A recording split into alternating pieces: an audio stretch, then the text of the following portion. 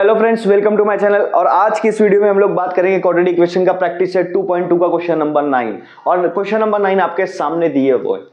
तो ये आपका क्वाड्रेटिक इक्वेशन है और यहाँ पर क्वेश्चन ये बोला है कि फैक्टराइजेशन मेथड यूज करके इसके रूट्स निकालो।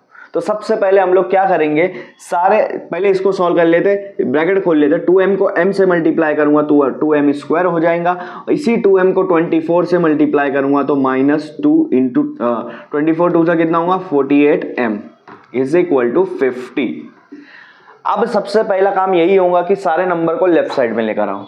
तो 2m स्क्वायर पहले से लेफ्ट में है, 48m पहले से लेफ्ट में है, 50 को भी इधर लेकर आओ तो माइनस हो जाएगा, क्योंकि राइट साइड में अगर प्लस में है तो लेफ्ट साइड में आकर वो क्या हो जाएगा, माइनस हो जाएगा। ठीक है।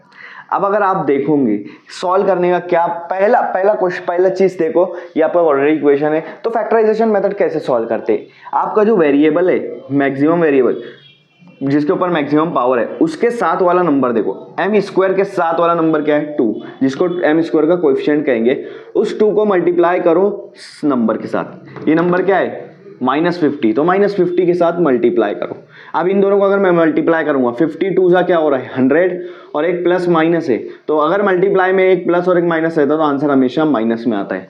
दो अलग साइन का आंसर मल्टीप्लाई में माइनस होगा। ठीक है, तो -100 आ गया।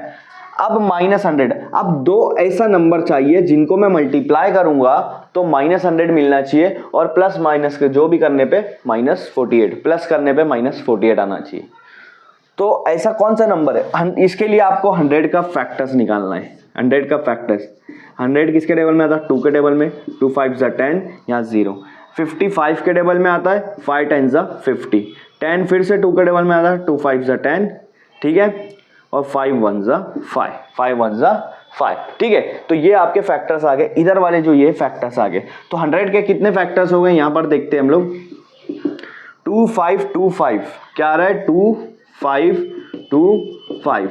अब इसके हिसाब से आपको दो पेयर निकालनी है, वो दो नंबर निकालनी है। अब वो दो नंबर कौन से हो सकते हैं, एक तो ये होंगे 2 5 ज़ा 10, 2 5 ज़ा 10, तो 10 मल्टीप्लाई 10, 10 मल्टीप्लाई 10 करेंगे तो क्या आ रहा है 100 आ रहा है। एक ये हो सकता, दूसरा आपका होगा 2 2 ज़ा 4 और 5 5 ज़ा 25, तो 4 मल्टीप्लाई 25, ये भी हो सकता है एक, और ये भी हो सकता। ठीक है, और दूसरा क्या होगा, और दूसरा आप क्या निकालोगे, दूसरा ये भी हो सकता है 2 5 ज़ा 10, 10 2 ज़ा 20, तो 20 मल्टीप्लाई 5, ये भी हो सकता। और एक और ये भी हो सकता आपका कि 5 5 ज़ा 25 और ये 2, तो कितना हो रहा 25 2 ज़ा 50, 50 मल्टीप्लाई 2।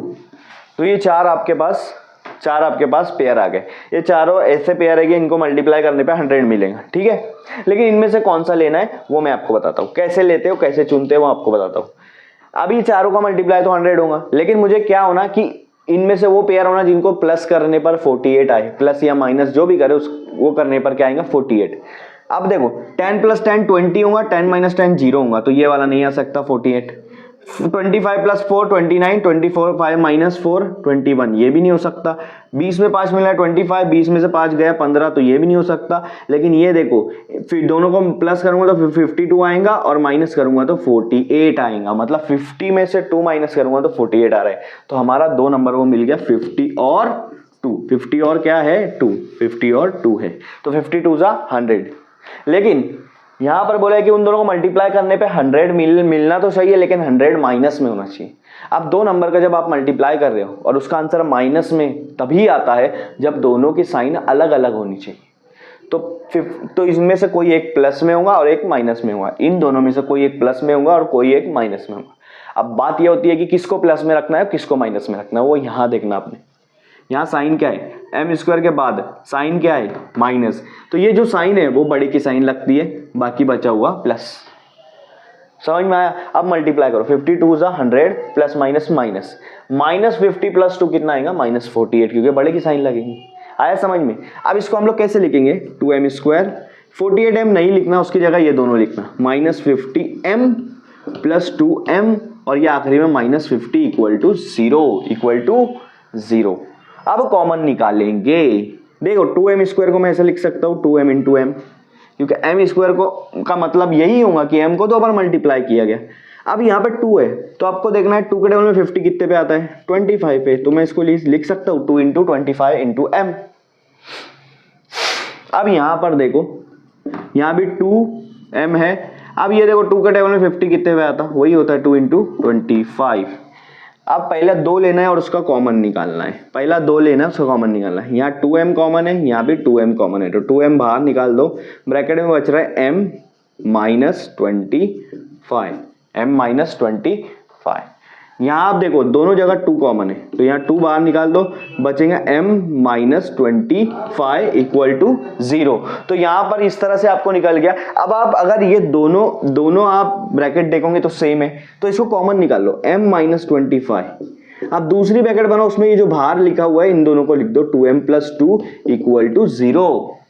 ठीक है, अब m माइनस 25 को इक्वेट करो 0 के साथ और 2m प्लस 2 को इक्वेट करो 0 के साथ। ठीक है, अब ये माइनस 25 उधर जाएगा तो क्या हो जाएगा, प्लस हो जाएगा, तो m की वैल्यू क्या आ गई 25, वो भी प्लस में।